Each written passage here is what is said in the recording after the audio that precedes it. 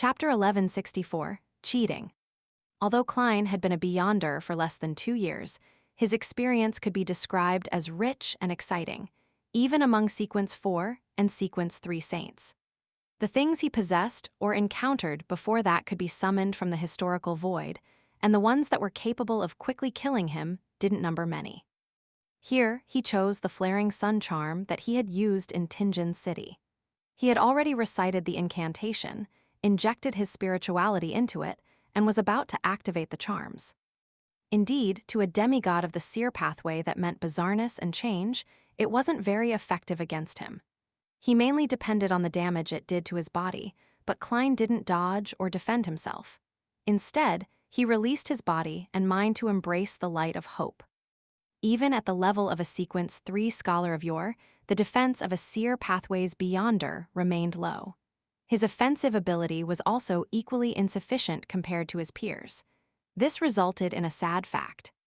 When Klein wanted to commit suicide, he didn't have any powers that could quickly kill himself.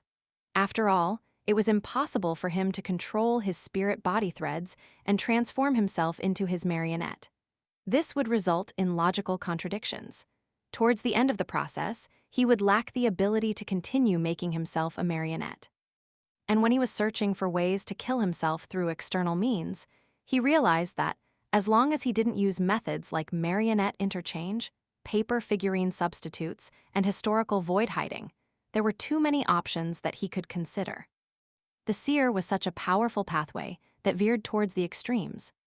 Seeing that Klein was about to take out a flaring sun charm from the fog of history, along with having a strong desire to commit suicide, Ammon only smiled.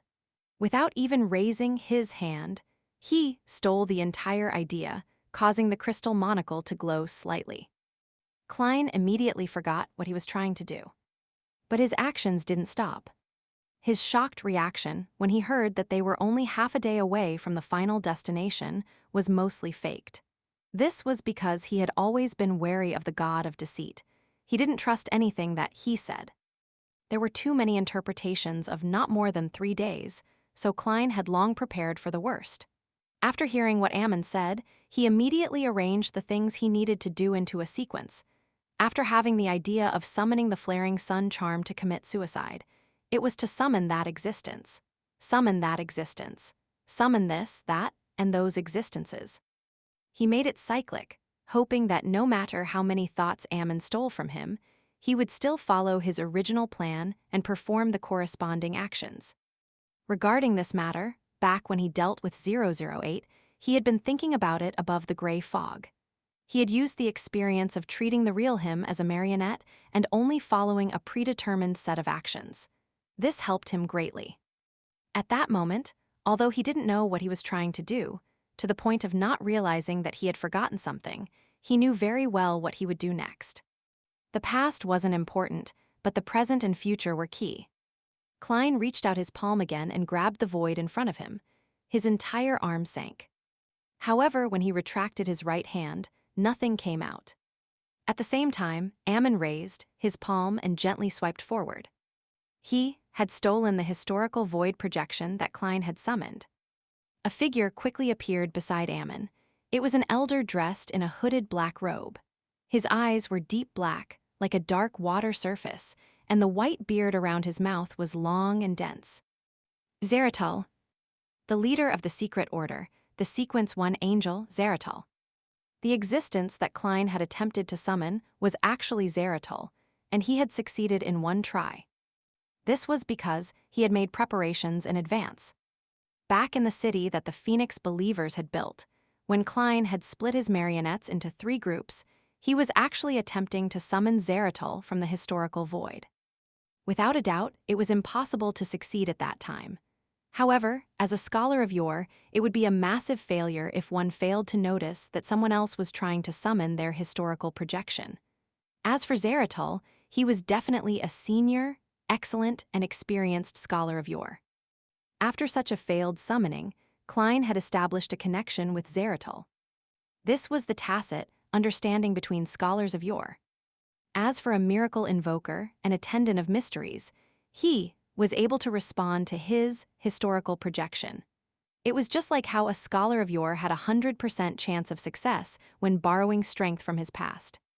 In addition, a scholar of yore had no contractual connection with the historical void projection. They relied on the other party's lack of intelligence, or them having good relationships with them, to control it. And in this world, the few high-level existences most unwilling to see Ammon obtain Sephra Castle was Mr. Dor, followed by Palez, and then Zeratul.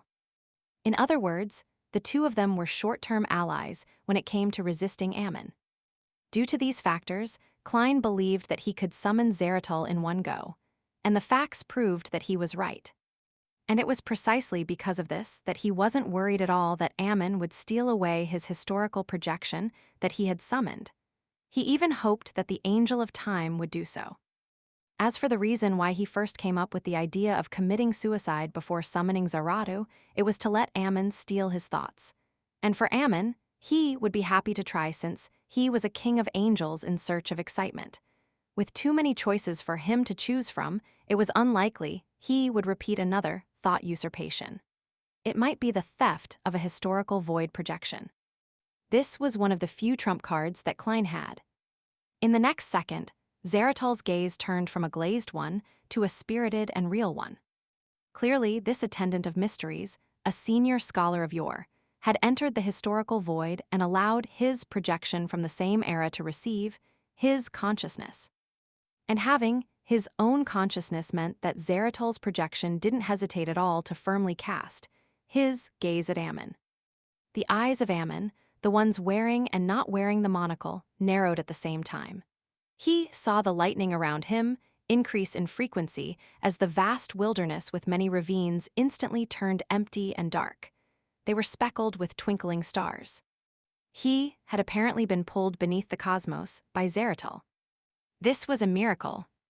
As for the projection opposite of Ammon, it had already transformed into a gigantic, mysterious whirlpool formed by Squirming Mysterious. They extended out in all directions with transparent tentacles. Just looking at them would make humans lose their minds and turn crazy. At that moment, Klein abandoned the other thoughts in the queue.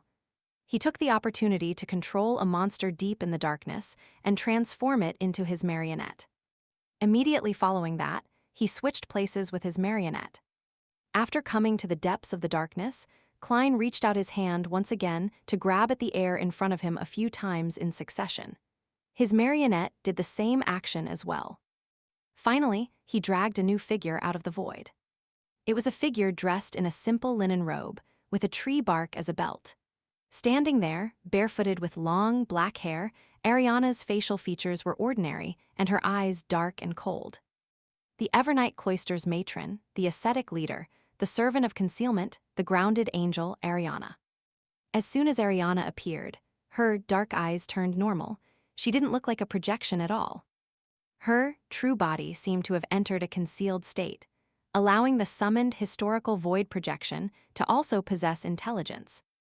This was also one of the reasons why Klein had chosen to summon her, and had given up on summoning Mr. Azik and Miss Messenger, who gave him a higher success rate.